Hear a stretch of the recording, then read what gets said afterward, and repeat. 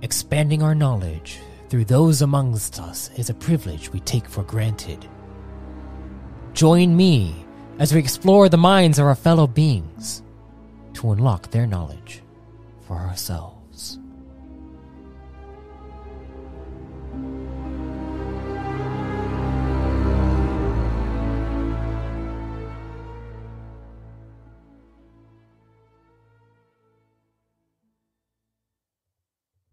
Greetings, fellow travelers and storytellers. Welcome to the Arthadian Anthologies podcast, where I, MS Arthadian, dive into the ever-expanding universe I'm developing and the deeper meaning behind it all.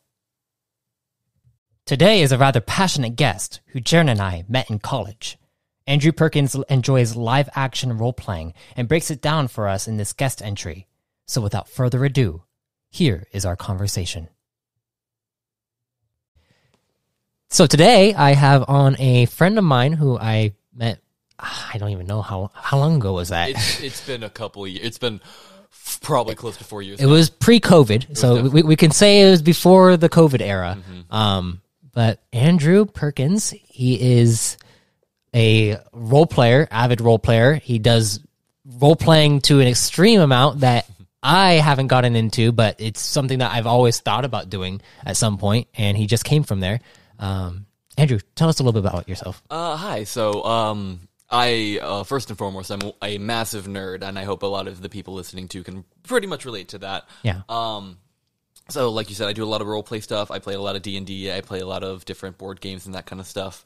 It also extends off more into the acting sphere, where we're going to be talking a little bit about LARP. We're going to be talking a little bit about cosplay, a little bit about tabletop just in general. Yeah. And just the different things that have been kind of popping up. And these are things that are really, really near and dear to my heart. Because these are the places where I've really found my community. Like, when I first met you, we were in college. Yeah, we were in college. And it was just like after a class one day, we just kind of it was inside a political science class. And we just, the teacher wasn't really teaching us. No, wait. We had a teacher that ended up leaving and then coming back, right? Yeah, and then no, he didn't come back. He had a new teacher came, right? And then and we just all stayed behind class and then just started talking about things that we learned more during that time. Than anything else. And Jaren was there, a lot of people on my podcast probably know Jaren because he's been on my podcast for a few times now. But yeah, we met there and we just hit it off and kept hanging out after that. And then COVID hit and then we just went. And I feel like that opportunity was really lucky because you two are really solid guys and it's really fun to hang out with you guys. Thanks. Yeah. But it's always really hard to find that community and find that find those people you really connect with. And so that's why I'm really passionate about these things that we're going to talk about and today. You found it. Yeah, this is where you find your people. Yeah. So that's really cool. So first off, since you just came from there, we're going to talk about LARP. Kind of explain what LARP is to people who don't know anything about LARP. Okay, so LARP stands for Live Action Roleplay. It is a bit of combination between board game elements and physical sporty play. Okay. When I first started LARPing, we played a LARP called Amped Guard. It was very combat heavy. There wasn't a lot of role play. It was basically like if you're doing a dungeon crawl in a tabletop RPG kind of thing. Even farther than that, it was more like you're playing soccer, but you're playing it with foam sticks and a ball. It was very much it's like lacrosse, but you don't have a ball. You're just hitting people. Yeah, it was very jockey. In that respect. Would you say it's kind of like that one movie, Role Models? So specifically going into the one I went into today, or I just got back from right now, Role Models. The movie. I don't want to say it's a good representation, but it's a good representation of what an experience like that might look like, as opposed to as opposed to the real thing. Right. Yeah. So the one that I just got back to from today, where I literally just drove directly from the site to here, was called Twin Mask. It is a LARP here in Southern California. It is a high fantasy medium combat LARP, so it's not as intense in the jockey aspects of it. Okay. Is there are there spellcasters too in it? Right. So this is a full event. You are paying for a ticket. You are going to this site where like a Renaissance, like it's about a mile and a half worth of a long stretch of road where a Renaissance fair would normally be held if anyone's been to those kind of things. So they've got the buildings, they've got the shops, they've got all these different things. So it looks like you're in this kind of medieval setting. Mm-hmm. They've got story writers, they've got combat encounter like writers, they've got all these different people that are on staff to run this event, and it runs from Friday night until Sunday morning. And when I say Sunday morning, I mean when the sun comes up Sunday morning. I think I've gotten about a total of 7 hours of sleep in the past 3 days. That sounds like crazy. You want to stay up for this thing. Yeah, because miss anything. It's like you're literally immersed into the entire story that they've developed over how long does it take to run these, like to plan these events? So we actually have one either every month or every other month. On occasion we take a break, but they are so in depth. Like there are mods going all the time. There are storylines being driven by an entire team of people. Oh wow. So there's a lot of people that are backing this thing and making sure all this stuff is going. And it's really funny because the contrast between these two LARPs that I kind of had in my life were there's not really much story. You have a quote-unquote character, but it's not really... it's the name. It's the name. It doesn't feel like you're actually doing anything with the character. Like you're not progressing as like through a story of your own. Right. And then there's this one, the Twin Mask, that is very, very immersive. My character... He is kind of... Well, what's your character's name? So my character's name is Maximilien Terrain de Alapion. Oh, French? Kind of. Or like French within the world that is... Right. So he is very much based off of Italian Renaissance. Okay. He is a swashbuckling duelist kind of... Yeah, you got your sword right there too, like your rapier. Yeah, so I have a foam rapier here. It is very, very light weapon. Yeah. He specifically specializes in duelist skills, so if he hits somebody with his sword, he can call for a disarm on them, and they'll have to drop their sword. Oh, that's cool. He has, and there's very gamey aspects. And so he has like a hat that gives him extra armor, which obviously that doesn't make sense in like the real world, but people that play like Dungeons and Dragons. Yeah, it's like RPG elements. Yeah. So there's definitely a lot of that kind of stuff too. That's cool. I think one of the really unique things about Twin Mask is its magic system. Okay. There are several different schools of magic that you can go into. So, along with being a duelist, my character is also an alchemist. Oh, okay. So he can use his pool of mana, and you can buy points and whatnot to buy different spells, buy different things, and then you can cast spells. So, like, my character can make healing potions, he can make berserker potions, he can do all these different things. A sorcerer can be able to throw different elemental damage, they can cauterize wounds with fire, they can do all that kind of stuff.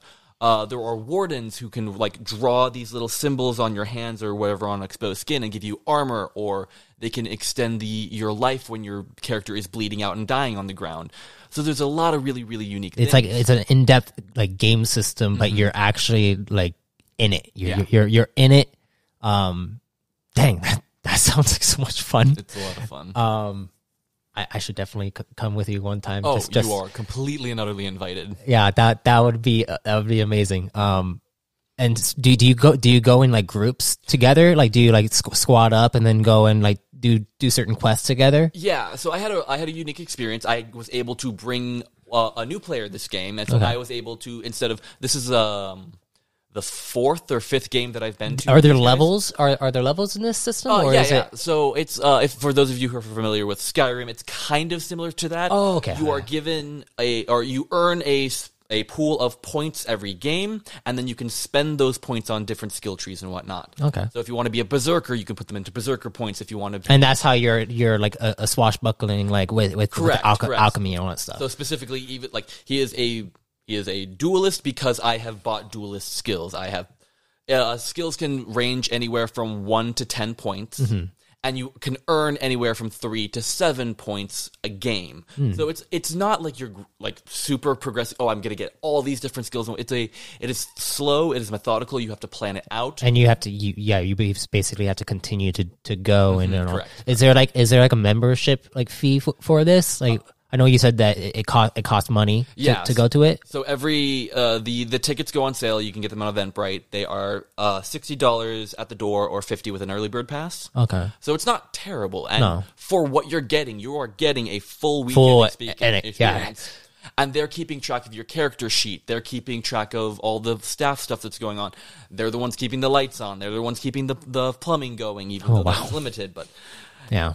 It is what it is, and so it's a very unique experience that I was able to like find these people, because it was literally a random YouTube video that I had in the background at one time where I heard them talking about LARP, and I'm like, oh, that's interesting. I really wish I could go. And then I just hear the word Southern California, and then I'm just like, what? Huh? Hello? I live there. I can go. Okay.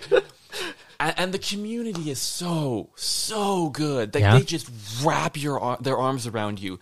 Because like when you make a character, the main things that you need to do is you need to pick their race, and you need to pick where in the world they came from. Ooh, I kind of want to know about that, like the different races and like the story of the world, like the lore. Yeah, so like I was saying, if you pick one of these things for both of them, those are two solid groups that you are immediately a part of in this community. Okay. So out of the different races that you can be a human, or an Effendel, which in this world is an elf, but you can't use that word because that is a slur in the world. Oh, okay. So they are called Effendel, and those are kind of the most common races that are out and about. Those are the ones you see all over the place. Okay.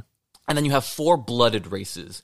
You have dragon-blooded, okay, demon-blooded, fey-blooded, and celestial-blooded. Ooh. So you have very much Mount Olympus influences. Yeah. You have very much Hades influences coming in from different places. Very, very Alice in Wonderland. Very Narnia. It like what inspired the world building of this? Do you know?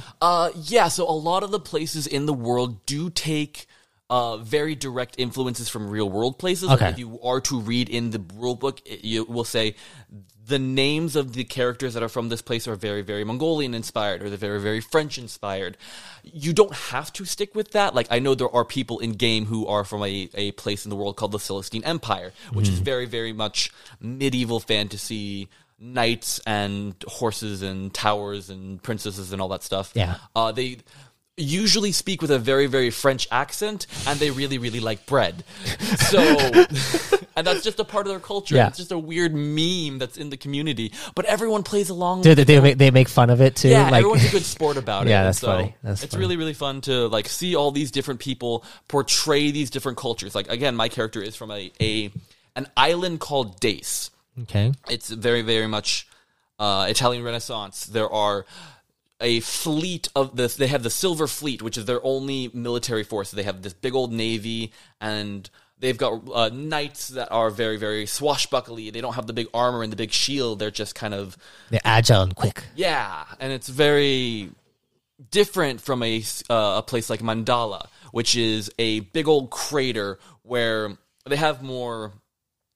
dragon worshipping kind of people, and they have like scaled. Those armor. are where the dragon-blooded people come from. There's a lot of dragon-blooded people that come there. Basically, your character can come from many different places in the world. They are more accepted in some than others. So there are definitely places where they are not allowed. Like for one, the Amalgamation. This is an entire city that is based roughly on the Crusades. And, okay. And so it is a human-only place. You can only pick a human from that place because there's more than likely your character wouldn't have survived if you were born in there. So if you were like a different race and you went in there, would they like just like discriminate against you in some way, or would they actually like try to kill you? And there have been. This is a very conflicting world. It is described as a dark fantasy world. Okay. There is necromancy. There is blood magic. There is... Dude, it sounds so fun. And I think I should really go back to the roots of what Twin Mask is. Yeah. What happens when you first go into game, or first when you're making a character, is you're making a character that has died sometime in the last 100 years of this world's history. Once you come into game... you're sent out on a mod with a staff member that kind of takes you through... What is a mod? Oh, sorry. A mod is kind of like a module, a single little... Like a story? Like a little quest? Quest, yeah. It's a little pocket of story that a storyteller will take you out on and do for you. And so you'll go on a returning mod that'll basically take your character through the death realm and then resurrect back to life. Apparently there's this big ritual that happened, and all the player characters that are in game had died somewhere, come back to life, and now live in this place that's called Port Frey. Oh, wow. It reminds me of something. I know what you're talking about. Everything's derivative, don't worry. Yeah. But so everybody that is there has at least that one shared experience. And so everybody can connect to everybody else in some way. And the really cool thing about how they kind of keep everything going and keep the story moving is that while you are playing at Twin Mask, everybody has a required 4-hour NPC shift. So you will have a decent chunk of people who will just be doing storylines, doing quests, or giving out quests. Oh, wow. Throughout the entire thing. Do you get to do that like every now and then? Every now and then I get to do that. There are other ways to also satisfy that requirement, but everyone has to participate to contribute to the game in some way. Okay. So do you get points for that, or is that like it's a requirement of coming to game as one of the things to do, which I think is fair because that gives other honestly it would be fun to just be an NPC for. There are people that come and that is their entire weekend. Yeah, that it's like what they do. I want to give you a quest. Come here. Right, and it's a lot less stressful when you do that too, because you show up, they give you a character. If that character dies, it's not something that you're invested in. You just go back into the NPC camp, they'll give you another one and send you back out again to go do that sounds like so much monster fun. mods, or go send you out as a merchant, or they'll make you go. There was yesterday I had a Peter Pan shadow following me around, and I had him do a fun dance and tried to earn some money from it. I didn't succeed, but whatever, it's fine. That's wow. Oh, dang. That's crazy. Yeah. So it's very much, when you look at the rulebook is very, very dense. There's a lot to it. There's a lot of skills. Half of it is crafting, which is a lot for new people to really digest. But the game isn't really like that when you first go into it. If you're talking with people and you're learning about things, it's very, very much people want to tell you about their stories. People want to tell you about, hey, yeah, this is how I died. I tripped off a cliff and landed in a... Let me tell you my full backstory. Basically, yes. Do you want to know how dark and brooding I am? Well, here we go. But yeah. It all started out on a sand world. Gosh dang it. And yeah, but like I was saying, the very first event that I ever went to, I NPC'd my first time. There is an event called Yule that happens once a year. It is their kind of holiday. Yuletide. And it happens in January, so that's the next event that's going to happen, fingers crossed. Pending the COVID stuff. Yeah. And so I went as an NPC, and it's just this big old party that they hold. And there was dancing, and there's music, and there's gift giving, and all this different stuff. So I went in as basically a very naive, young person from Cole, which is a pirate city that just has a bunch of... It's Tortuga. Yeah. It's Pirates of the Caribbean, basically. Yeah. And so my character comes in as this pirate, and he's just like, wow, what's going on? My crew was just like, oh, no, don't go on the land. Don't go on the Returned are crazy. These people that came back to life, they'll kill you the instant they saw you. And my character's like, no, I'm going to go check this out. There's music, there's laughter. I'm going to go check this out. And so he goes in, and he starts going from person to person and be like, hey, I'm not a Returned. I want to know more about what's going on. Like, what is this place? Who are you from? What's your culture like? And the people there were so cool. They're like, oh, yeah, you're not a Returned? Cool. Here's what my culture's like. Here's where I grew up. This is kind of what this is like. And I got to go from person to person. And that was a really good experience. Just learn stories. Learn what the game has to offer. Eventually, I ended up meeting kind of one of the head demons of the town, and she sat me down. We had a really, really in-depth conversation about demon kin and how they aren't really, like, it's not really your stereotypical demons. They're more just beings of entropy that came from a different realm that are now here. Yeah, a lot of them have... there are definitely ones that have malintention. Yeah. A lot of wars. But I feel like there's malintention wherever you go. You're not wrong. That's the same thing as for the Offendal, the Amalgamation. That is true for all races, but a lot of stuff is pinned on them because they're an easy scapegoat. Yeah. And so there's this now whole storyline that's going on that I am heavily involved in because she convinced me to make a demon that is all about like convincing the town that demons aren't bad. They're not bad. They're not bad on principle. They are oftentimes driven to such, and there's a bunch of stuff that we've been doing with that's been really fun to just kind of get into hey, I need to confront this person about demons and that their actions aren't okay. And it's really, it's a little, not surreal, but it's a trip to be talking basically about racism to people in a fantasy setting. Yeah. Because it gets you ready for... It kind of develops you as a person to have a safe space to just try different things and experience different things. And it also I feel like it begins to instill values in you, even though it's all fantasy and like it's all make believe, but it becomes real because you're inside this, you're immersed inside this entire experience, and everyone else is also immersed into it, which means that like. Now, it's a shared experience, and all of them, everyone is just a part of it in some way. Yeah. That's why I love tabletop RPGs, because it just gives you that shared like collaborative storytelling experience that you can't really share with anyone else except for the people that you do it with. Yeah. There's a saying that is in LARP in general and role playing in general, but also specifically, I felt it very strongly here. The things that you will be going through are fake, but the emotions that you will feel are not. Mm-hmm. Those are real emotions that you are feeling. This is really your body reacting to stressful situations, your body reacting to other kind of things. I got my sister to come out to one of these things, and she is not a nerd. She is very much a jock.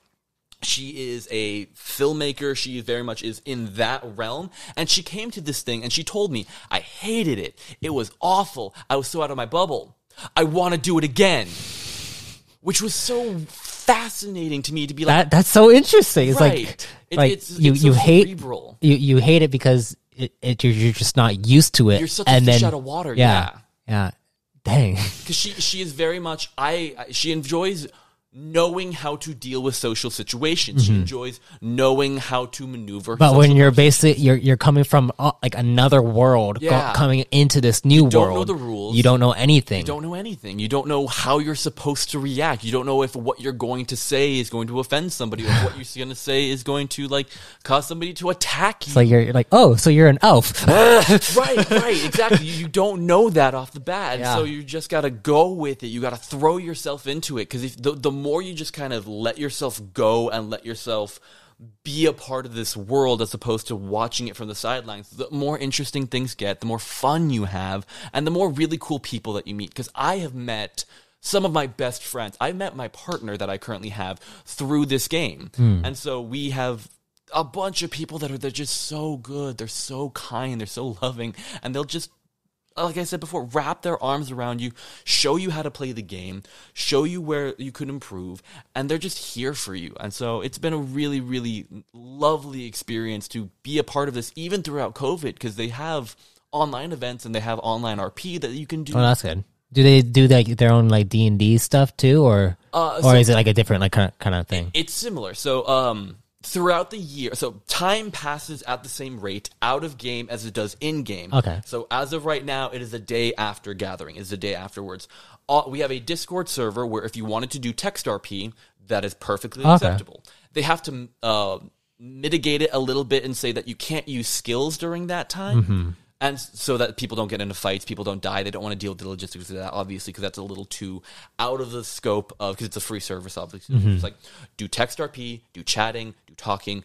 That is all that you're like you're going to like a tavern or something like right. That. So like, for example, if I were to like type on my Discord, it'd be like, Max walks into the tavern, throws his dusty jacket on the side and goes to buy a drink. He huffs at the bartender and goes and sits down next to one of his friends.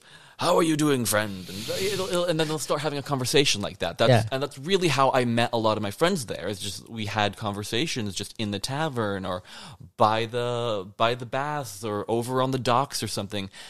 And it's really, you can get really in depth with it. You can have connections. You can have your characters have partnerships. You can have you can have your character have family that they just adopt when they're in town. And so it's really intricate and in-depth, and you have a lot of player choice of what you want to do. It's basically just live a life that is in this world. Now, have you created any enemies? Ooh, that's a tough one when you're talking to a demon. So just on principle. For myself, not particularly, because my character is a healer. Okay. Everybody wants to be on his good side. Yeah. I want those heals, man. Yeah, like, and specifically, my character is built to be somebody that brings everybody else together. He does, like, for example, there is the current leader of the Demonkin, who is played by one of my good friends, Jessie, and she plays a very confrontational character. Her character will get up in your face and yell at you if you have done something wrong. She is a knight, therefore she has the authority to do so, and a lot of people in town don't have, because they are of lower status. You can have knights, you have nobles, and you have peasants. If you are playing a peasant, and if you are trying to, like, arrest her or something, you do not have the authority to do so, because knight. Yeah. And so it's really interesting to watch her take that authority position. She also heads the Round Table, the council of knights that are in town. She heads the Demonkin family. But she will mess you up if you screw up. She is going to keep you on the straight and narrow and make you follow whatever responsibilities are on your shoulder. But she'll also help you get there. She's kind of like a moral guide. Yeah. So for my character, because they are both demonkin, he very much wants to emphasize that these people are a family. These are the demon family, and so he will call the people his brothers, his sisters. These are the people he is going to protect and live and die for. And so it's been really fun to meet all these people, and I don't think I've had a better time at an event or at a just gathering of people than I have at something like this at LARPs. Wow. Yeah. That's awesome, man. Well, I'm glad you found your community, your place to be. So next question, what do you wear? So my character, like I said, is very much inspired by Dacian, so he's a Dacian, so he's Renaissance. He's very much like that. I also heavily draw from Bloodborne. Oh yeah, So, with the hats. And... So he has a tricorn hat. Okay. He has a long coat on. He has a big old bandolier with a bunch of potions on it, and his fighting style is also very much based off of that as well. The potions that he has on. Do you cosplay as him? Like on occasion. Do people go there like cosplaying like when they go, or is it like... Yes. So everybody, there is a minimum requirement of garb. It's not a lot. Like if you spend, I don't know, $30 on Amazon, you can have a full kit of just like the pants and the shirt, and you can show up. I ended up making a lot of my own stuff, and the people there go all out. Like there are people with 10-foot tall celestial wings. Oh my gosh. There are like I wear purple contacts. I do my eyeliner when I do it. I have all this different makeup that I can put on. There are some people that like tattoo like their entire body. Like if you know Dragon Age, the elves over there, they have like this big old writing on their forehead. I know one person that draws that every single game, and it lasts for the entire time. So the people, they get really, really intricate. You can spend a lot of money on your garb. Yeah. But it's not a requirement. It is a overtime. If you want to have a little more personality to your character, you can add a couple things. You can put some things here and there. Yeah. And so like this game, I had like a little tassel that I had on my horns because my character he's a demon, so he has like big old ram horns that go around his ears. And so he has like this little tassel that is on there, and he paints his horns. And so every game they are coming in with different colors. And so just little personality quirks are really, really fun to make your character more or less of a character and more of a person. So, yeah, that's cool. That's really cool. Dang, now making me want to go to one of these just to try it out. So if you were to pick one of the bloodlines, which would you be?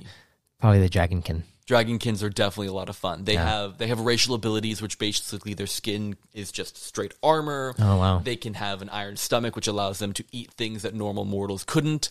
They have the ability to use supernatural strength. So if you just had you have to roleplay a lot of things. So if you needed to pick somebody up and sprint with them through town, you could grab them by the shoulder, yell strength, and then that person would be able to sprint with you. Otherwise, a person would have to like slowly drag this person to find a healer or something. Oh wow!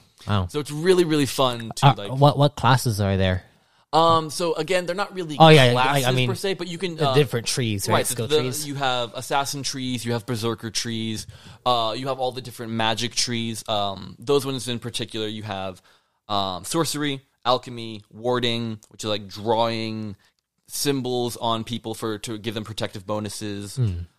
Divination, which is really fun because a lot of that has to do with going to staff members after doing a big role play of like looking into a crystal ball or doing a tarot card reading and asking them questions like, what is the biggest threat that's going to happen to the town in the next 3 hours? So yeah, it's like DM gods tell me. That's basically what it is. Yeah. You usually have staff members around that are like, oh yeah, you know that a big wave of trolls is going to come in sometime within the next 3 hours, and then we can prepare for that because we know that trolls are weak to fire. We know that we need to prep this and that. Yeah.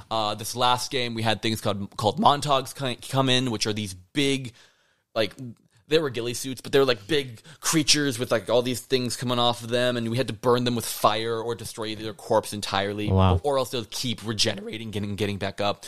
Eventually, we had to like find out the hole that they were coming out of and spawning out of. And then just like. We had people we had like everything from engineers with their hammers trying to break it down to the big old dragons with strength just punching the rock trying to close this door. Wow. It was really fun. That sounds crazy. Mm-hmm. And then like, is spellcasting difficult in it, or? It's a little more intense. So like I said, you can earn anywhere from up to 3 to 7 points every game, and you have a pool of mana. So in order to be a apprentice, a base level spellcaster, you need 5 mana, which means at level 1 spells, you can cast 5 spells, and then you're out from sun up to sunset. If a sun up or sunset happens, you are replenished of all your mana, which is a little, you have to be a little more cognitive. Yeah, you have to know what you have at your disposal and you can't. Correct. As opposed to almost every other skill, which is returned with rest. If you take a 30-minute rest, you usually get most of your skills back. Okay. And that includes things like armor. That includes things like if you have a dodge. So say somebody hits you with a weapon strike and you don't want to take it. If you have a dodge in your reserves, you can call it dodge, and then they won't. The damage basically doesn't go through. Oh, okay, that's cool. Mm-hmm. That's actually pretty cool. Your character also has to be proficient in all the different things that they are wearing and using. So if your character didn't have sword specializations on their character sheet, then they couldn't use it. You have to role play that your character doesn't know how to fight, which sometimes is really, really fun. That is fun. Like, I know one person who did it, and he was holding his sword above his head, just pointing it like dagger style. Like, if he was holding a dagger face down, he was holding his sword like that and just completely making a fool of himself, but it was a character choice. Yeah. It was something that he wanted to do because he thought it was funny. And it was great to watch him just run around screaming. Just trying to contribute to the fight, but absolutely having no idea how to fight with a sword. So, does your character your character? You have a character sheet, right? That the people hold for you. Do they have they have stats on them? Right. So, a base character has 5 health. Okay. So if you get hit 5 times by a single point of damage each time, then your character goes down into a state called bleed out. For the next 3 minutes, you can crawl, you can whimper, you can try to find a healer. Okay. Before you are dead. I gotta find you. Gotta find me. Once you are dead, you have another 3 minutes and a time called death counter, in which players can come up to you and try to use resurrection magic on you, which is really, really rare. Like, my character is trying to get resurrection magic right now. As an alchemist, he's a long way to go. Yeah. It is rare, but there are times that you can use it when it is prudent. But after those 3 minutes, you call "My body turns to mist," and you have to go out of character, go to logistics, and go play the death game. I've never died in that way before. So I actually don't know what happens. I'm really excited for when that what happens after death. And nobody wants to tell you. They want you to experience it for yourself. That actually sounds like fun, right? I'm just like, I want to know. I want to know what happens. Like, I almost want my character suicide. But like putting yourself in a situation where I'm gonna go save that person that is in the middle of all those things that are going to kill me. It's something like, I don't know. But so that's kind of how a basic character is built. There are ways to extend your death counter, there's ways to extend your bleed out counter, there's ways to expand your health pool, all of which require these character points to buy into them to make your character stronger. Okay. So, for example, my character, he's got a couple points that give him more health. He has a couple points that give him more mana. So he's got a pool of about 20 right now, which is really, really nice because I started out with a pool of 5. Wow. And that runs out really, really quickly. And so the more your character comes into game... So the 5 is for the mana, or is that for all of it together? So my character... So when I first came into game, he had 5 health and 5 mana. He could cast 5 health and he could get hit 5 times before he went down. Okay. And now he has a lot more health. He has a lot more mana. He feels a lot more developed. He feels a lot more like... Because your character comes in basically as a quote, level 1 character, even though it's not really levels. Even though in his past life he was an accomplished duelist, he was an accomplished alchemist, you come back weak. You come back not quite your past self. So it gives you a lot of leeway in writing your backstory to be like, oh yeah, my character was a grandmaster sorcerer, or my character was a berserking tribal leader or something like that. And you can come do you have your memories or like they... Oh, so that's a really fun point about memories in the game. There are 3 options that you can choose when you come into game. The first one is that you come back with none of your memories. So amnesiac kind of thing? An amnesiac, but you get them back one by one over the course of a year. Oh. The second option is fractured. Okay. It is, you will come back with some of your memories. You might get a couple back here and there. There are large chunks that are just open. And if staff chooses so, they can fill in those gaps. They can choose to write, oh, you think you're a goody two-shoes? Nah, there's that one time you assassinated somebody and did all this horrible, horrible stuff, and you now have to deal with the ramifications. With the guilt and all that. Right. And then the third option is fading. You start with all of your memories, and over the course of the year, you lose every single one of them. Wow. That's not. Did you choose something? So I chose fractured simply because it worked really well because my character, and spoiler for the people who are listening to this that actually actually go to Twin Mask, my character was born into a noble house. He did a little bit of a bad. He might have gotten a ship blown up. Oh, okay. And then he ran away from home. His memories start for when he's on the streets. So he doesn't remember all of that past life of being a noble and all that kind of stuff. He remembers being on the streets. He remembers fending for himself. He remembers falling in with a gang and really trying to fight for survival. Eventually picking up with a mercenary company and like doing shipments and that kind of stuff. And eventually finding his home once again. Like he found his sister, he found his father, and he made an agreement with his father. Okay, you can come back into our house. You can be here. You do not go by our name. You do not get the inheritance that we have been training your sister for all this time. You are coming in as a servant, basically. And he, like my character agreed to this. He's like, okay. And then he served the family for the rest of his life, basically. And then he got poisoned at a party and ended up in poison. Right. And so, so you have a lot of options of being like, okay, I want to do something that's very, very unique to me, or you could be something very, very generic. Like my first character concept that I made was like, yeah, I want to make a surgeon. I want to make a healer. I just want to make a surgeon. I basically didn't write a backstory for him. I'm just like, yeah, I just want to go in. I want to do some stuff. Yeah. And then I went into my first game, and I'm like, nah, this isn't for me. Mm-hmm. And I made my demon. I made him all duelist skills, no alchemy. And I'm like, okay, this is cool, but I want to survive. And so I made him an alchemist. And so slowly he's been getting those kind of skills back. He's got his alchemy back. He's got a lot of his dueling skills back. And so he's a lot more... his backstory now aligns very well with what he is able to accomplish in game now. Okay. And when you make the backstory, do you tell do you tell the admins of the thing? So there is a submission form. Like I said before, there is. You put the character's name down, you put what culture you want them to be a part of, and you put what race you want them to be, and then you put their backstory. Okay. Usually it doesn't need to be more than anywhere from 10 or less bullet points of basically what kind of happened in their back. I am a little extra. I like to write paragraphs. I like to write fan fiction of my character, basically. And so it's a lot of... You can choose how in-depth you want to be. Mm-hmm. So basically on my character sheet, it says the 10 bullet points basically. And then I just have books of stuff that I've written for this guy and things that have happened in his life. Nice. So the staff will be able to see that and they'll write all that down. And for example, if my character wanted to, he could write a letter to Dace to his father and be like, hey, how's the family? What's going on? And then a staff member could write a letter back to my character with, oh, here's what happened, here's what's going on, or be like, hey, we need your help, and he could be like, okay, I can send money, and like start an entire quest line for your backstory, basically. Correct. At this point in time, his family is actually dead. It has been many years, so he couldn't actually do that, but he could like reach out to his family, like the current family, like the generations later, how many grandchildren later are now alive when my character is now alive as well. So yeah.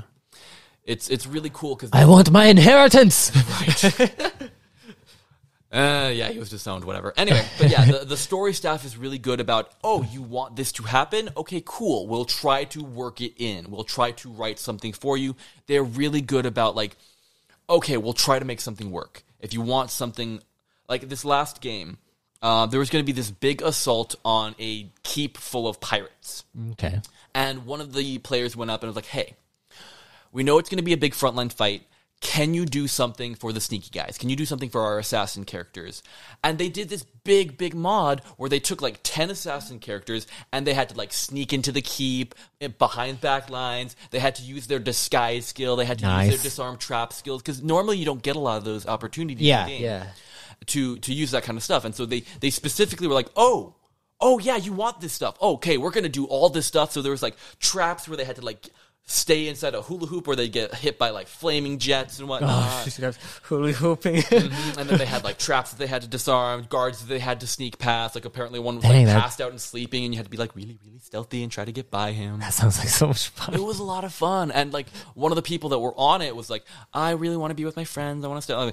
We're like, you made an assassin. Go do assassin. Yeah. It's gonna be really fun. And they were like, okay, fine, I'll go. And they had a blast. They really enjoyed it because that's what their character was built to do. I feel like, if I were to go in with you, like just as a character, so I don't even know. Like if I were to be an NPC, like while you're going out and doing your own thing, I'd have an awesome time because it's like, dude, you're playing as a different person. You have to literally just embody that person, and stop thinking about yourself and like wanting to be around like, oh, your friends are over there doing their thing, but like now you get to experience something, and then when you see your friends again, you can tell them all about it. Right. And like for my character, you've been listening to my voice for a little bit, like for a while.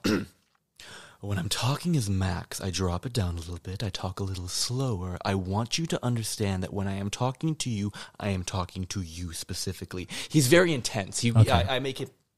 Because he is a demon, when he's like trying to focus on you, he wants all attention to basically everything else. Listen to me. Right, he wants everything else to I fade away. am the captain now. No.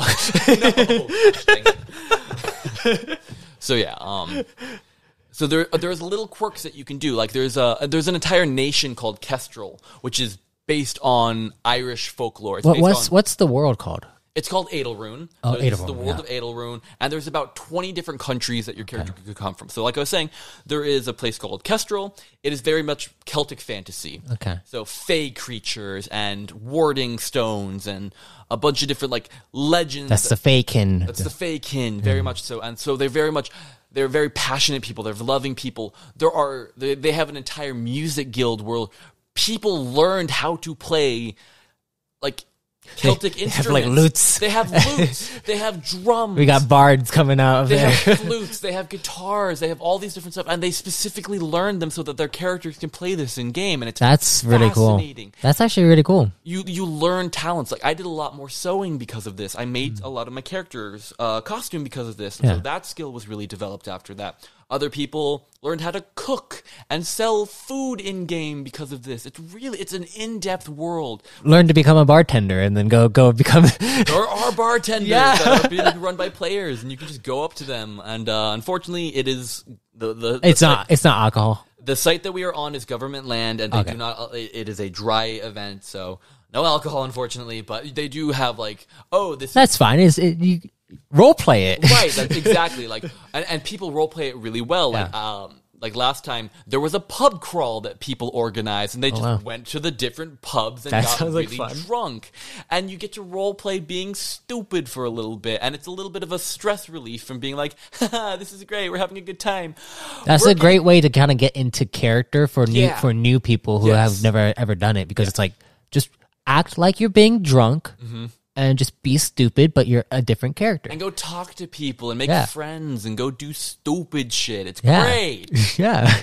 And then worry about the invading force that's about to invade us like down the line. It's fine. You just hear like an explosion into this. That's a later problem. As soon as it gets over here, it's an us problem. But yeah, it's really cool to see the different things that are organized specifically by the players, but also by the staff. Yeah.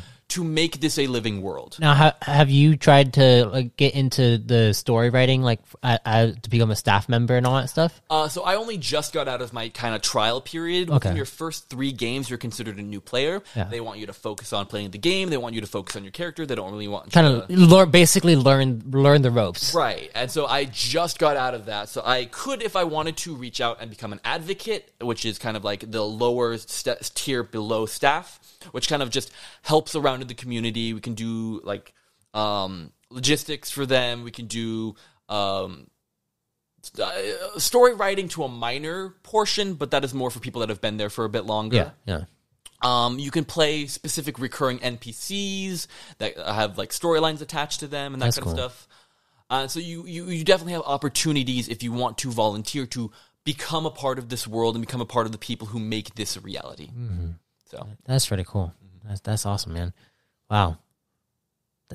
Thank you for explaining all of that. No, it's my pleasure. So this rapier right here. Yeah. You also said you had. Do you have other stuff too? Or? I have a couple things. Not weapon wise, but like I have.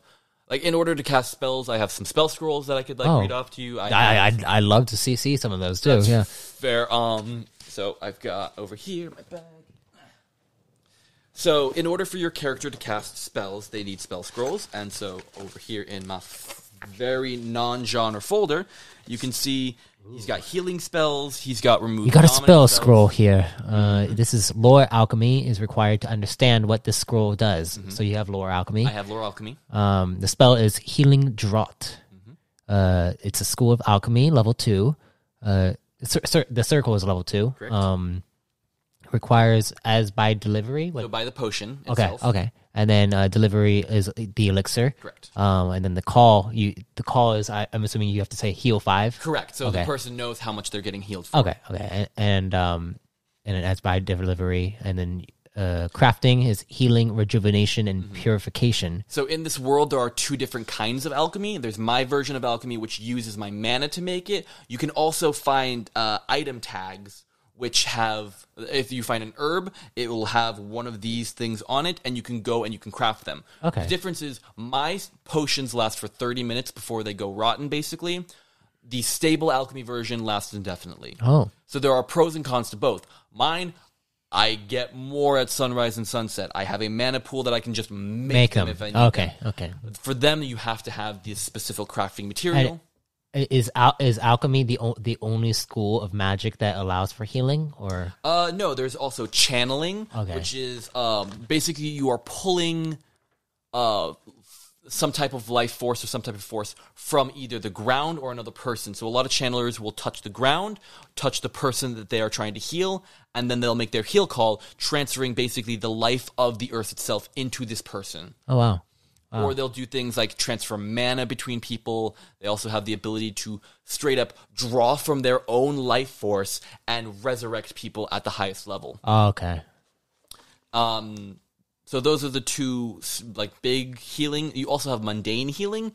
So you have people that go around with bandages, just big strips of cloth, and they'll tie it around the person, and that'll heal somebody for 1, and that's another way to heal. You have people that learn the surgery skill, which if somebody's head gets cut off, you can just sew it back on. Just sew it back on. You do a 3-minute role play where you do this thing, and then you can use resurrection magic on them after that. So I'd get so into it.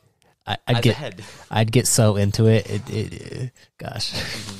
And so I know people can't see it, but this is actually the case that I keep all my scrolls in. That's cool. It's just that's actually really cool. A leather tube that has been crafted by one of the people that are at the event, and it's really nice to like carry things around in genre appropriate things. So I have this, and to carry around my spells, I have a big baldric, like a big pirate bandolier kind of thing where my sword goes in. I have a belt with a bunch of pouches on it and a cup that I kind of hold on the side that just is there just in case you need a drink. So it's really fun to kind of figure out what your character looks like, what they do, their mannerisms, and kind of... That's actually, that's really cool. Yeah. So speaking of cosplay, so my job right now, I met this guy. His name is Irvi. He goes by Glass. Like he's a social media marketer.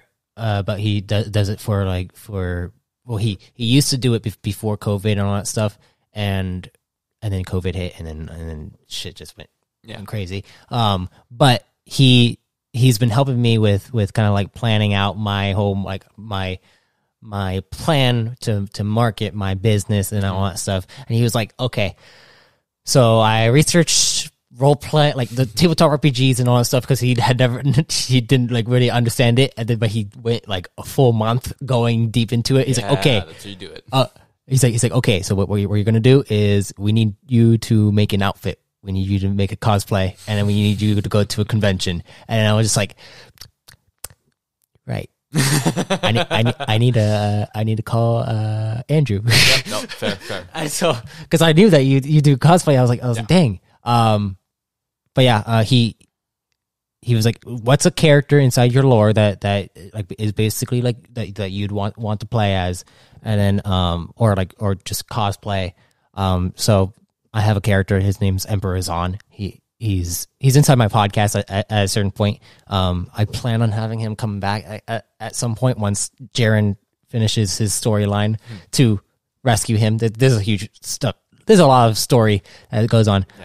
But basically, like, he has this like awesome like get up with like this armor and this like electrical like field, because he's like this ion kinetic user that uses like that just is like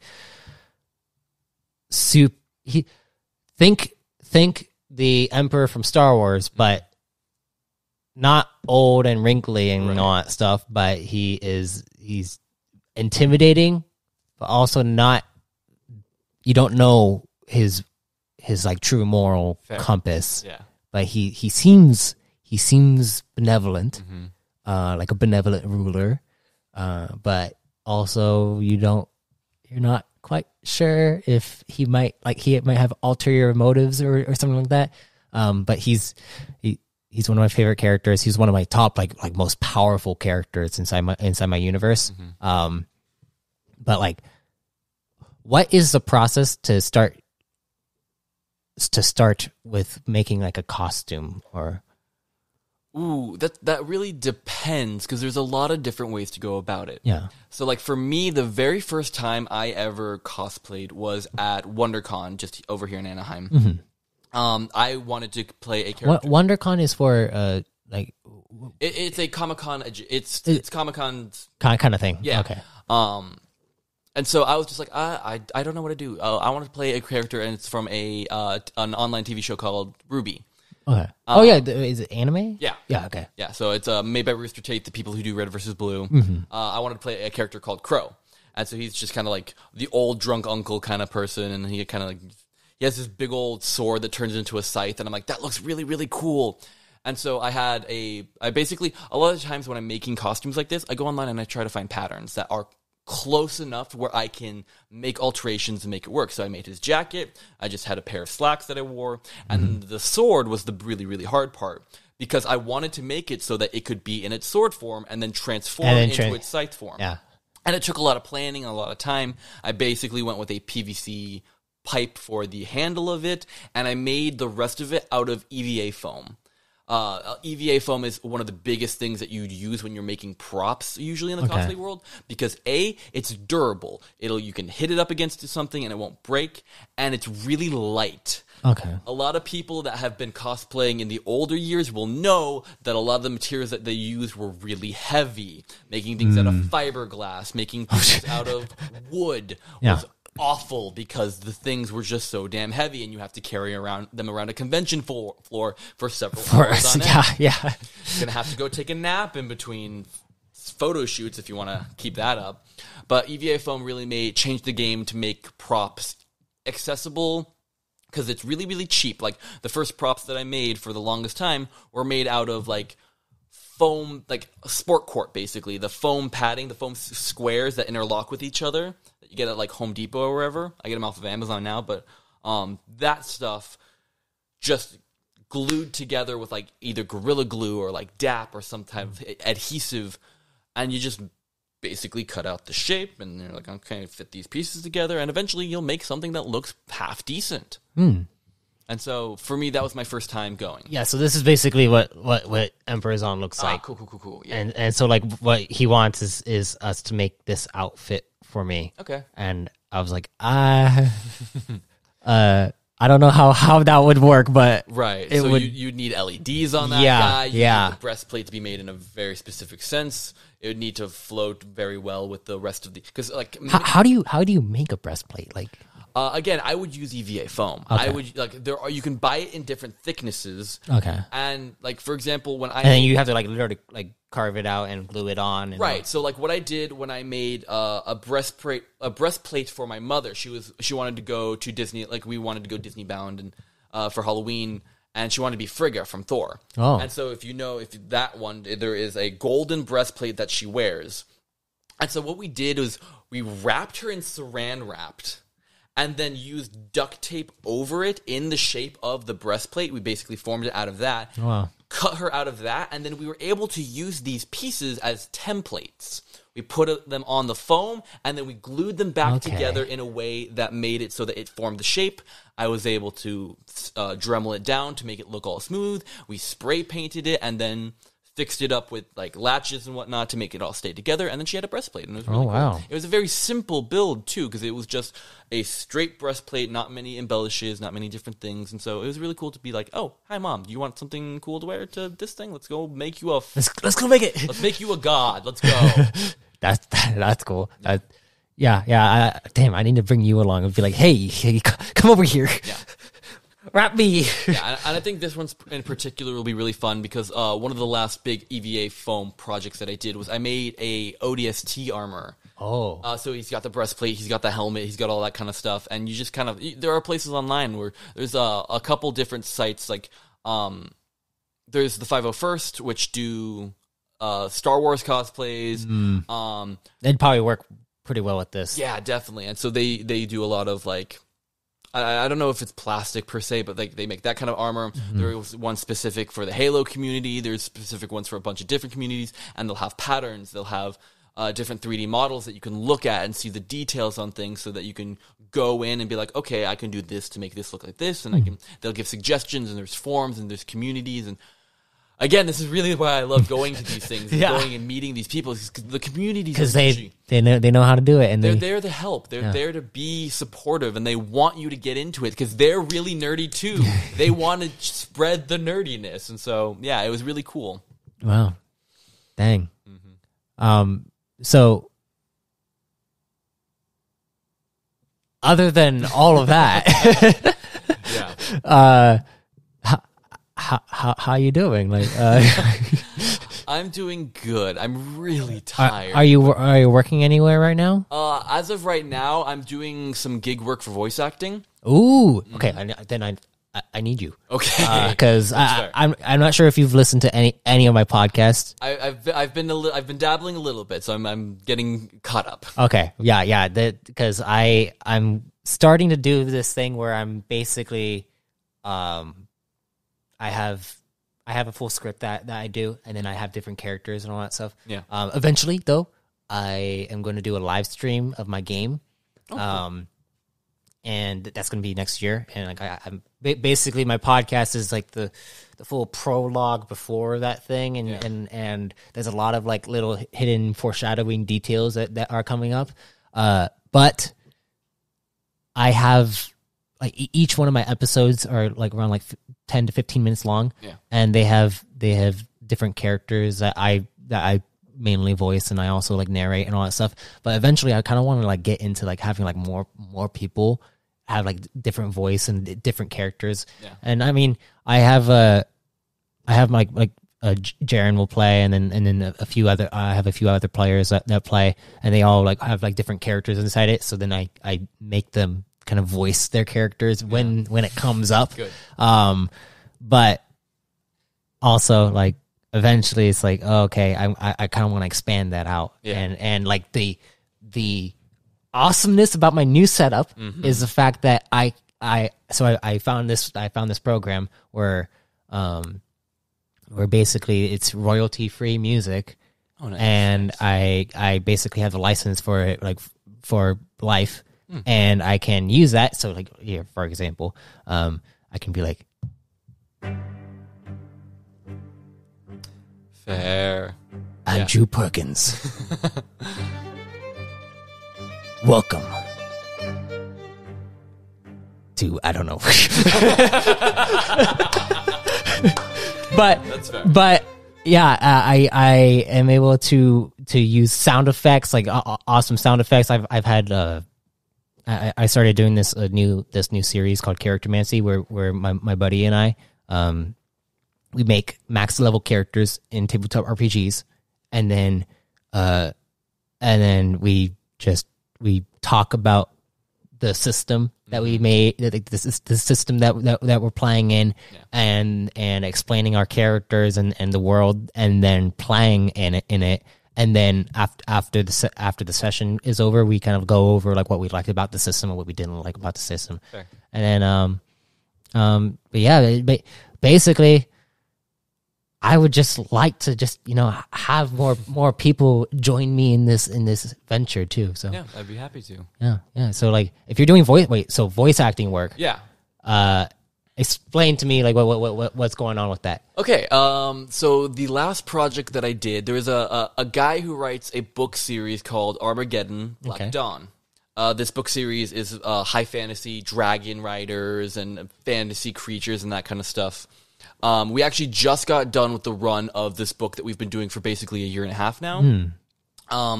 It is the story of a knight who goes and fights the dark forces of the world, basically. The character that I played was basically his best friend character, who is his kind of joking side buddy, who kind of like does a lot of quips and a lot of fun stuff. But again, also really gets to connect with the main character on a really deep level and have those really emotional moments too.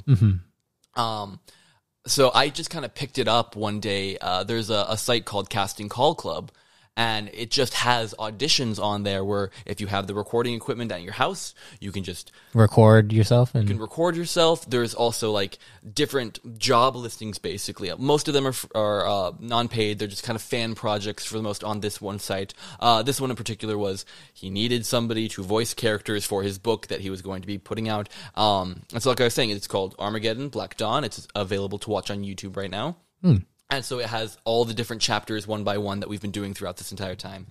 And it's been really fun to just kind of like express yourself and like get a new character. Like, so the character that I play, he has a little bit of a British accent, and he's a very like joker, and like he'll go up to somebody and they'll punch them in the arm and be like, haha, I'm gonna go do some weird, I don't know. weird shit over here. Weird shit over here. I'm gonna go play a prank on the guard captain or something like that. Yes. And so, yeah, it's been really fun to just like do. It's been work. I've been getting paid for this, and so this has kind of been that's cool. The thing they're like gigs. Yeah. So so he'll pay me once I've gotten done per chapter, and so it was a really nice little thing that kept me going because it was just like, okay, we're in COVID times. I need something to do. So this was something. And it was really nice to have something that I can do from home, something that I can do just in a small. I basically shoved myself into my closet to make a little soundproof room. Yeah. And I did my recordings in there for a long time, and it was really fun to just like do this weird character that just a couple times every other month or so, and it was good. And so, once again, the entire book is now available to be listened to. So, the book is called Armageddon. And it's on YouTube. Yeah. Is there a channel like for it? Like it's the Black Dawn YouTube channel, I believe. Black Dawn YouTube channel. Okay. And so the author's name is Terry Tebik,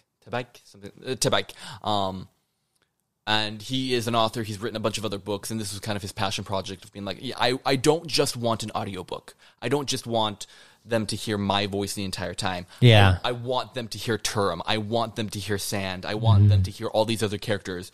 The dragons can speak, so they have really gruff voices that are very deep and low, and the guys that do them, like I auditioned for one of those roles, and I was like, nope, I can't do what they were capable of doing. They had like he got like some crazy like super low.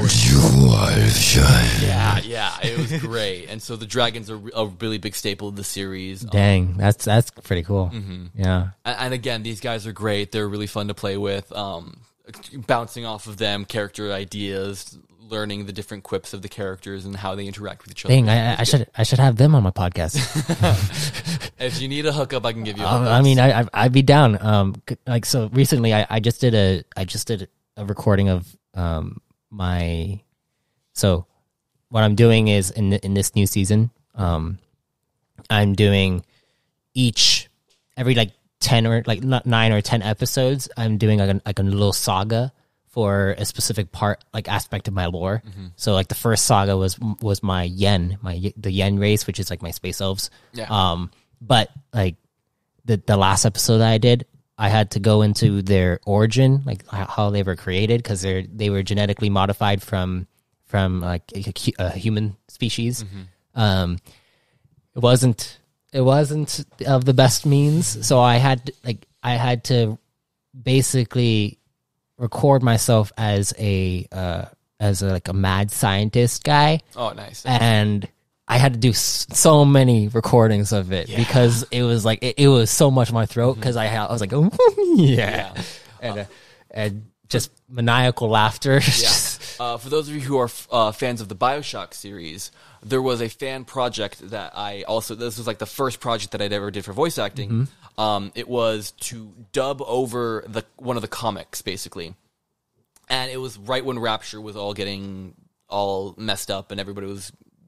my character that I played was one of the splicers. Oh. And so if you've heard of them in the game, they're very creepy and they want to come and attack you and take all your bones. And so it was really fun to just play a high energy character and really put yourself up there. And my neighbors probably think I do weird shit at my house. No, it was funny because I was doing that, and we have my brother moved out recently, a few months ago, and we have a roommate, and she was inside the room, and I didn't know if she could hear me because I was just like maniacally laughing and just being like yeah. And I was going for it. I was like, I need to be in the mindset of this crazy guy who is literally experimenting on, spoiler alert, he's experimenting on his mother because he is upset because the woman that he loves doesn't actually love him. Yeah. And his mom always told him that because of his amazing intellect, he could... Oh, no. he could have any woman he wanted. Oh, no. The mama trauma. Got it. Yeah. And so it was it's pretty crazy. But that's what I love about voice acting. It is little voice, big act. Yeah, you don't need to worry about what I mean, you don't need to worry about what you look like. You need to worry about just like how you portray the character through your own voice. Right. And I just want to say, if there's anyone listening that wants to get into voice acting and may not like the sound of their voice and may not be into it, it's acting. It is very much you have to play a part. It doesn't matter what your voice sounds like, right, because no matter what, there's going to be someone who sounds kind of like you too. Like, correct. Like if you look at actors in TV shows, in movies, they need everybody. They need the bald drunk guy on the couch. They need the ripped Chris Hemsworth. They need the school teacher. I would say unless you're like the narrator. The narrator needs obviously, to be. Yes, there are specific parts, but there's always a part for somebody to play. Yeah, there is. Yeah. And so for me, I am always a little self-conscious of my lisp. Like, it definitely comes out on the mic very much so. But I play characters that are... They are unique. They are a specific niche. Like I said, the character that I've been playing all this time is kind of the comedy relief. Yeah, so it works well. I play into it. I try not to let my self-consciousness affect the performance because I want to put something into my performance. I want to put a part of myself into the performance, and I want to... I don't want to, like, one of the things people get caught up in is like when they are yelling or when they're speaking or when they're trying to be passionate, they'll try to be very passionate and say it like this, and they're whispering it. Yeah, no, you have to go all out. You gotta yell it. You gotta shout it. If you want to talk to somebody on the other side of the room, you talk to somebody on the other side of the room. Yeah, and if you want a part where like if someone is yelling or like just screaming, you need to really go for it. You gotta feel it in your gut. Yeah.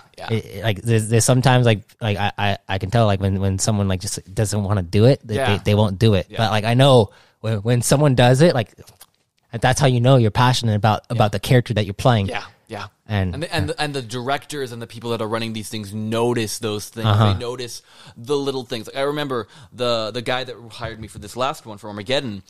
He was like, "Yeah, no, there was like this little laugh that you did in the middle of it that really like felt like sand. It felt like the character that I played, and that's why you got the part." I'm like, "Oh, I didn't even realize that I did that. I was just kind of in the moment. I just made the joke. That's good at the end of it, and he really liked it. It's like small little things like that. I mean, it just as long as you just flow with it. Yeah. And you're not like really thinking about who you are. You're thinking about like, okay, what is this character? Who, like, what are they? Like, that's why like method acting, like for certain things is also good. Like, I don't know, Rick and Morty. What's his name? Not Dan Harmon, but Justin Roiland. Justin Roiland, he does method acting for Rick all the time, and how he does it is he gets freaking drunk while he's while he's recording. I can see that. And you can even like watch videos of him doing it. He's just like, Morty, shut up. That's great. And yeah, it's pretty funny, dude. So yeah, I'm gonna need some players for my my campaign that I'm gonna do next year. And it's gonna be on this setup. Okay. And I'm gonna have like it's gonna be live streamed. I haven't shown you the live stream studio that my dad made upstairs yet. Okay, interested. It's for like the DJ stuff. Yeah. Eventually, I kind of want to do it upstairs. Maybe I'm not quite sure. I also kind of want to have my own studio. Fair. But like, you know, that's when like it becomes like a huge success, and it's like fair. Yeah. But totally down. I do need players, and I want people who are like just like me and you who are just like into it. Yeah. I want to use this. I was thinking about maybe doing online play too, because like I know a few other people who are like in other states and all that stuff, but also like I just feel like at the table and just being in person just makes it so much more. Yeah. You can see real. The person's reactions. You can see the people's facial expressions. Yeah. You can play off of that. You can just feel the emotions that people feel when they're doing that kind of stuff. It's great. Yeah. And so, I mean, I don't want to like this is. I don't want to say like you're now the player right now.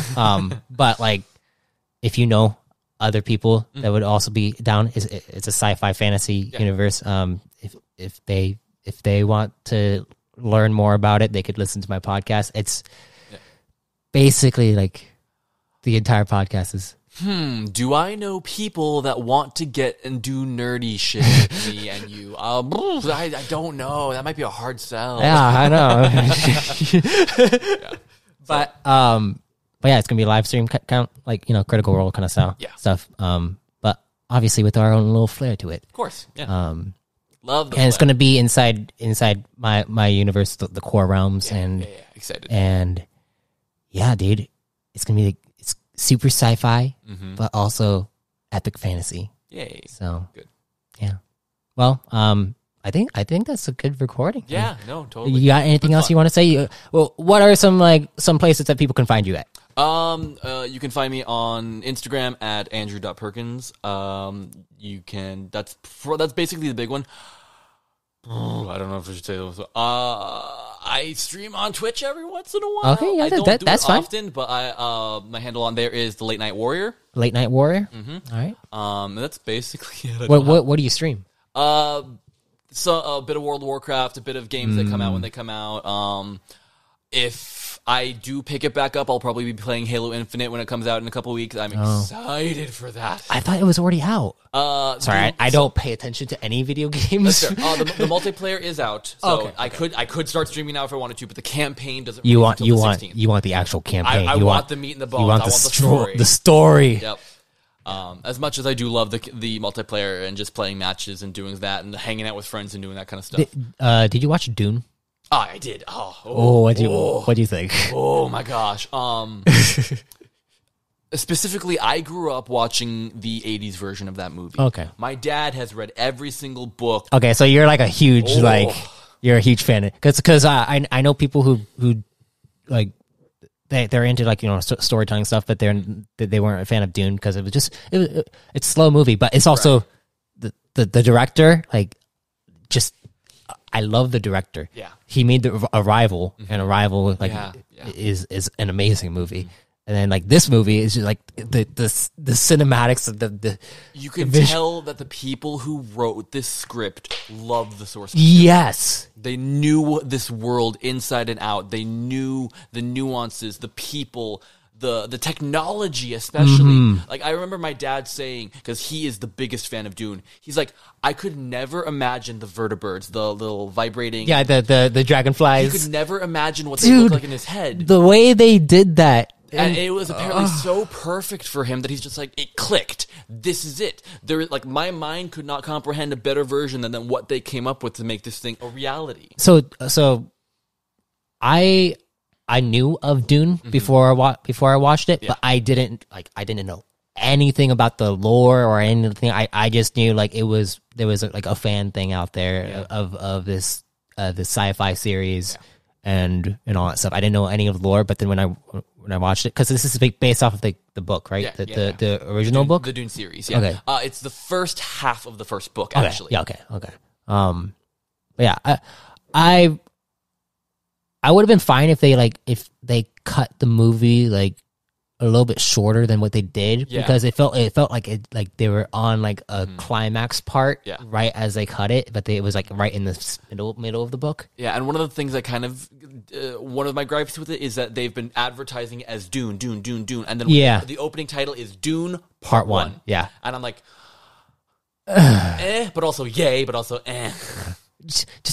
Just do what Lord of the Rings does and just give it all. Right. Just say, this is part 1. You're going to get a part 2 eventually. Yeah. I know they didn't know if they were getting a part 2. I love that in the marketing campaign, though, for it. They marketed, what's her face? What was her? Zendaya, like as if she's like a major, I know she's probably a major role inside the book. Yes. But she was in it for she got 20 minutes at most. Yeah, that's fair. Granted, amazing performance for what she the small amount of time she was in there. She is an amazing actress, but it was just goodbye. Yeah, literally at the very end.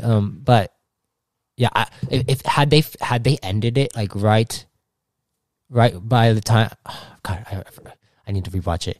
Because I'm sure there's so many other little minor details. I like rewatching things just to get those extra things that I didn't notice before, because sometimes they'll have foreshadowing events that then come up, and you don't really realize it until you rewatch it, and that's what I love about a lot of foreshadowing elements. Yeah. I do that all the time inside my stuff. But yeah.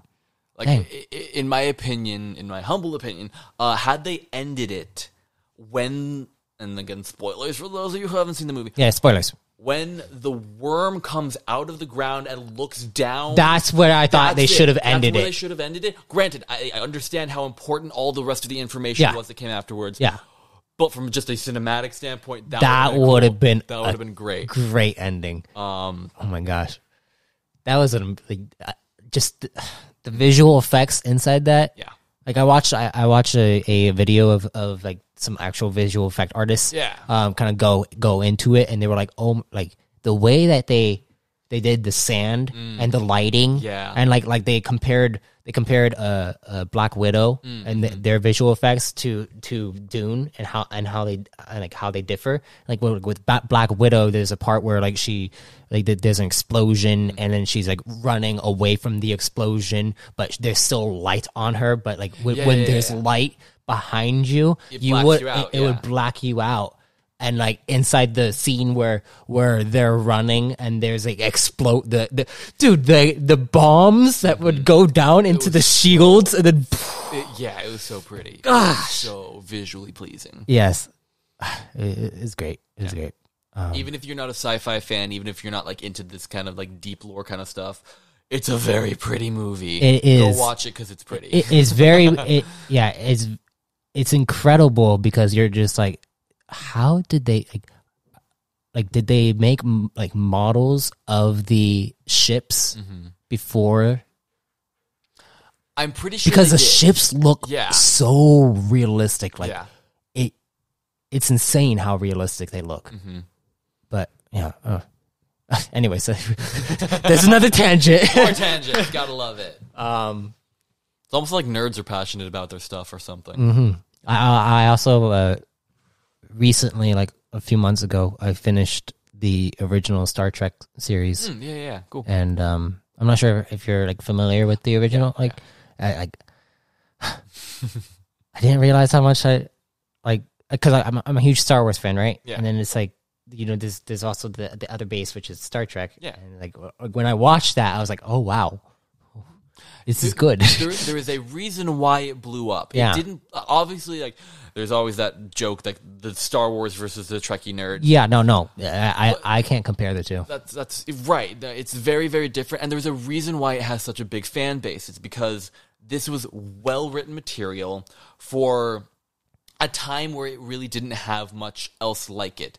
Like, Star Trek and its beginning, I'm pretty sure, came out before it came out before Star Wars. So this was a science fiction TV show when everything else on the TV was like comedy like stuff and like reality TV, and this was a very unique opportunity to show a new way of telling stories. And they did a fantastic and the job. Values that like the values and the culture behind it, you're like, they wanted it to mean something. They wanted it to be something important to people, and they accomplished that wholeheartedly.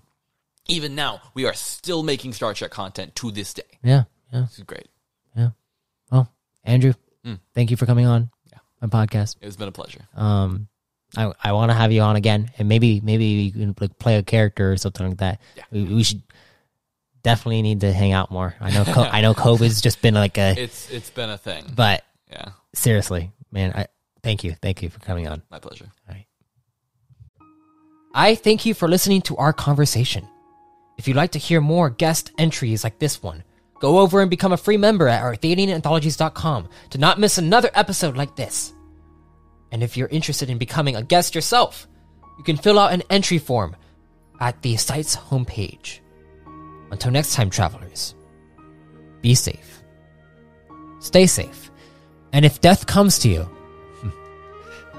may you be reborn in power.